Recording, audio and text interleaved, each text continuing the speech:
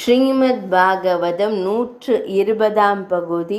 ராசலீலை, ராச நடனம், ஜல கிரீடை. யாதவர்களின் மிகப்பெரிய சொத்து சுகம் எல்லாமே பசுக்கள் தான்.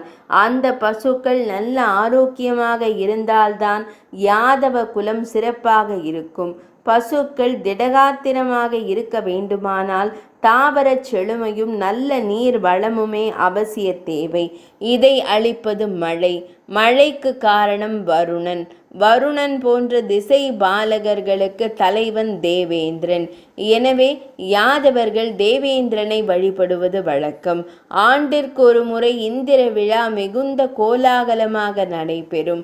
எப்போதும் போல அந்த வருடமும் நந்தகோபன் இந்திர விழாவிற்கான ஏற்பாடுகளை செய்ய தொடங்கினார். அப்போது பகவான் ஸ்ரீகிருஷ்ணர் நந்தகோபனும் மற்ற பெரியோர்களும் கூடியிருந்த சபையில் கேட்டார், இந்திர விழா கொண்டாட்டம் எதற்காக? நந்தகோபர் பதில் கூறினார், கிருஷ்ணா, இடையர்களான நம் வாழ்க்கைக்கு பசுக்களே ஆதாரம். பசுக்களுக்கு தேவையான புல் தாவர வகைகளும் அவை அருந்துவதற்கான நீர்நிலைகளும் மழை பெய்வதால் தான் கிடைக்கிறது.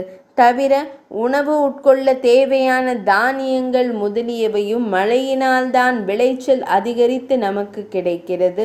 ஆகவே மழை கடவுளான தேவேந்திரனுக்கு நாம் கடமைப்பட்டுள்ளோம். அதற்கு நன்றி தெரிவிக்கவும் தேவேந்திரனை மகிழ்ச்சிப்படுத்தவும் தொடர்ந்து அவன் அருளை பெறுவதற்காகவுமே வருடந்தோறும் இந்திர விழா எடுக்கிறோம். கண்ணன் புன்னகையுடன் கூறினான், தந்தையே, நமது வாழ்க்கைக்கு தேவையானவை காடுகள், மலைகள், பசுக்கள் போன்றவைதான். அப்படி இருக்க தேவேந்திரனை நாம் ஏன் வழிபட வேண்டும்?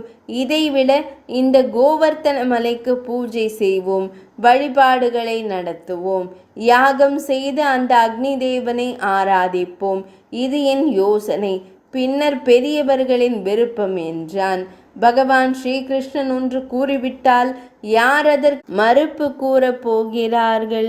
அவன் விருப்பப்படியே கோவர்த்தன மலைக்கு விழா எடுக்கலாம் என்று முடிவானது. இந்திர விழாவிற்கு செய்வது போலவே பசுக்களை நன்கு அலங்கரித்து வேதியர்களுக்கு தானங்கள் செய்தனர்.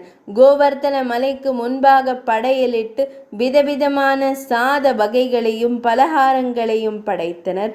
கோவர்த்தன மலையை கிரிவலம் சுற்றி வந்து பூஜித்தனர். கண்ணனின் மாயத்தால் கோவர்த்தன மலையிலிருந்து பிரம்மாண்டமான ஓர் உருவம் வெளிப்பட்டு, நானே இந்த மலையின் தேவன் என்று கூறி கோப்பர்கள் படைத்திருந்த நிவேதனங்களை திருப்தியாக உட்கொண்டு மலையில் சென்று மறைந்தது. 120ஆம் பகுதி இனிதே நிறைவடைந்தது.